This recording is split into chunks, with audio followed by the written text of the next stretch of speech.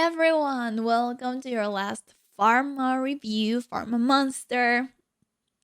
Hope you enjoyed this as much as I have, and I hope now it's one of your favorite subjects, as it is mine. So, we're gonna start with analgesics and pain management. First of all, we have the most commonly used ones, the NSAIDs. So when our body has a inflammatory response or inflammatory reaction, it liberates arachidonic acid. The arachidonic acid secretes COX-1 and COX-2. Here's where our NSAIDs act on COX-1 and COX-2, except for the ones that end in COX-CYP. Those are only inhibitors for the COX-2.